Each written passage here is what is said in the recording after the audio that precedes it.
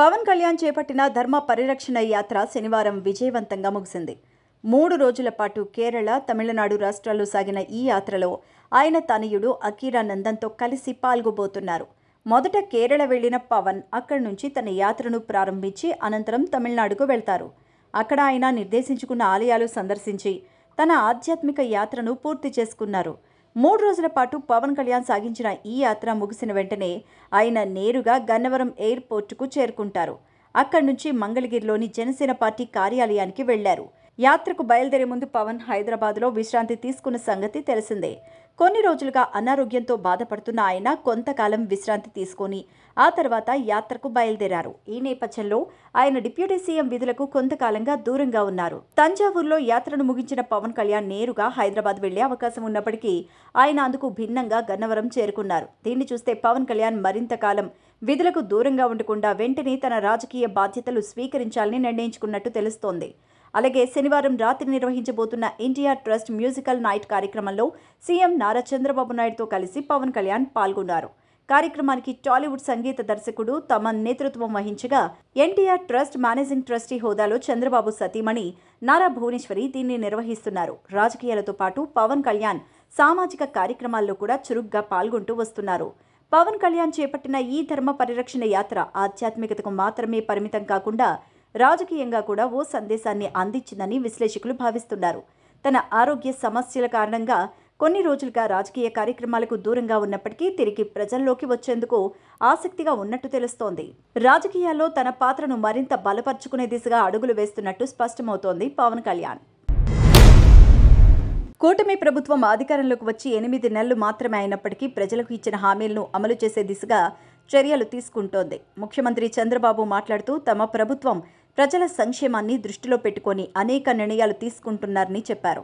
ఇప్పటికే పెన్షన్లు పెంచి 4,000 వరకు అందిస్తున్నామని, మహిళలకు ఉచిత గ్యాస్ సిలిండర్ను అందించే హామీని నిలబెట్టుకున్నామని చెప్పారు. అన్న క్యాంటీన్స్ను పునరుద్ధరిస్తామని చెప్పినట్టుగానే చర్యలు చేపట్టామన్నారు. తాజాగా ఉమ్మడి ప్రకాశం జిల్లాలోని కందుకూరులో పర్యటించిన చంద్రబాబు చెత్త నుంచి పునరుత్పాదక ఇంధన వనరులను తయారు చేసే ప్లాంట్ను ప్రారంభించారు.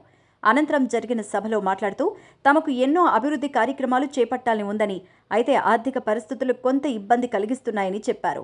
ఎన్నికల సమయంలో ఇచ్చిన హామీల్లో చాలా వరకు అమలు చేసినప్పటికీ ప్రజలు ఇంకా మరిన్ని అభివృద్ధి చర్యల కోసం ఎదురు చూస్తున్నారని అన్నారు. తమకు మరింత చేయాలని ఉన్నప్పటికీ గత ప్రభుత్వ పాలన రాష్ట్రాన్ని అప్పుల పాలు చేసిందని ఆరోపించారు. దాదాపు 10 లక్షల కోట్ల అప్పులను తీర్చాల్సిన పరిస్థితి వచ్చిందని, ఈ అప్పులపై వడ్డీ కట్టేందుకే కొత్త అప్పులు చేయాల్సిన దుస్థితి నెలకొందన్నారు. అయితే ప్రభుత్వం చేపడుతున్న సంక్షేమ పథకాలను ప్రజలు గుర్తించాలని, అభివృద్ధి దిశగా తీసుకుంటున్న చర్యలకు సహకరించాలని సీఎం సూచించారు. పర్యావరణ పరిశుభ్రతలో ప్రతి ఒక్కరూ భాగస్వాములు కావాలని, సొంత ఊరి శుభ్రత కోసం కృషి చేయాలని పిలుపునిచ్చారు. ప్రజల సహకారంతో పట్టణాల్లో పేరుకుపోయిన చెత్త నుంచి సంపద సృష్టించేందుకు ప్రభుత్వం ప్రయత్నాలు చేస్తోందన్నారు. సంపదను పెంచితేనే అభివృద్ధి సాధ్యమని, ఆ సంపదను పేద ప్రజలకు పంచేందుకు ప్రభుత్వం కృషి చేస్తోందన్నారు. అలాగే నేరస్తుల విషయంలో ప్రభుత్వం కఠినంగా వ్యవహరిస్తోందని స్పష్టం చేశారు. మాజీ ఎమ్మెల్యే వల్లభనేని వంశీ పేరును ప్రస్తావించకుండానే తప్పులు చేసేవారిని వదిలిపెట్టేది లేదని హెచ్చరించారు. చట్ట ప్రకారం నేరస్తులను శిక్షించేందుకు వెనుకాడబోమని, నేరాలు చేసి తప్పించుకునే వారిని ఊరుకునే ప్రసక్తే లేదన్నారు. కిడ్నాప్స్, హత్యలు వంటి నేరాలు చేసేవారిని ఉపేక్షించబోమని, ప్రజలు కూడా ఇలాంటి అంశాల్లో చైతన్యంతో వ్యవహరించాలని సూచించారు. ప్రస్తుత ఆర్థిక పరిస్థితులు కాస్త ఇబ్బంది కలిగిస్తున్నప్పటికీ అభివృద్ధిని ముందుకు తీసుకువెళ్లేందుకు కృషి చేస్తున్నామని సీఎం చంద్రబాబు నాయుడు పేర్కొన్నారు. ప్రతి ఒక్కరూ సమాజ బాధ్యతను గుర్తించి అభివృద్ధి దిశగా ప్రభుత్వంతో కలిసి పనిచేయాలని సూచించారు. వైసీపీ మాజీ నేత విజయసాయిరెడ్డి రాజకీయ సన్యాసం తీసుకున్న తర్వాత ఆయన ప్రవర్తనలో వస్తున్న మార్పులు ఇప్పుడు చర్చనీయాంశంగా మారాయి. రాజకీయాల్లో ఉంటూ భయానికి తన జీవితంలో స్థానం లేదని చెప్పిన ఆయన తాజాగా జరుగుతున్న పరిణామాల నేపథ్యంలో వెనుకడుగు వేస్తున్నట్టు కనిపిస్తున్నారు. విశాఖపట్నం భీమిలి బీచ్కు ఆనుకొని ఉన్న భూముల్లో నిర్మాణాలకు అనుమతులు కోరుతూ ఆయన ప్రభుత్వానికి లేఖ రాయడం ఆసక్తికరంగా మారింది.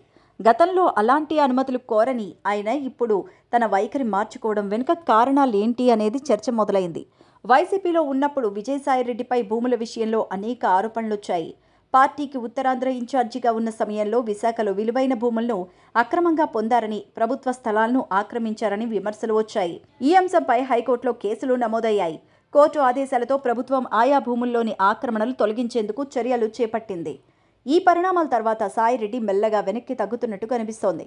గతంలో తన భూముల విషయంలో మొండిగా వ్యవహరించిన ఆయన ఇప్పుడు అధికారికంగా నిర్మాణాలకు అనుమతులు కోరడం విశేషంగా మారిపోయింది. జనసేన కార్పొరేటర్ మూర్తి యాదవ్ హైకోర్టులో వేసిన కేసు ఈ నెల 5న కోర్టు ఇచ్చిన తీర్పు నేపథ్యంలో ప్రభుత్వం సీరియస్ యాక్షన్ తీసుకుంది. భీమిలి, నేరెళ్ల వలస ప్రాంతాల్లో అక్రమంగా నిర్మించిన ప్రహరీల తొలగింపుపై కోర్టు కఠిన ఆదేశాలు జారీ చేయడంతో ప్రభుత్వం 5 ఉన్నతాధికారులతో కమిటీని ఏర్పాటు చేసింది. ఇక హైకోర్టు తీర్పుతో పరిస్థితి సీరియస్ కావడంతో సాయిరెడ్డి తన వైఖరి మార్చుకొని కుమార్తె భూముల్లో ప్రహరీ నిర్మించేందుకు అనుమతులు కోరుతూ దరఖాస్తు చేసుకున్నారు. అయితే కోర్టులో కేసు ఉన్న నేపథ్యంలో అధికారులు ఈ దరఖాస్తును తిరస్కరించారు. రాజకీయాల్లో తన ధైర్యం గురించి గతంలో గట్టిగా చెప్పిన సాయిరెడ్డి ఇప్పుడు మారిన పరిస్థితులకు అనుగుణంగా నడుచుకోవడం చర్చనీయాంశంగా మారింది. అధికారంలో ఉన్నప్పుడు తన భూముల విషయంలో పోరాడిన ఆయన ఇప్పుడు అధికారులను ఒప్పించే ప్రయత్నం చేయడం రాజకీయ వర్గాల్లో హాట్ టాపిక్గా మారింది.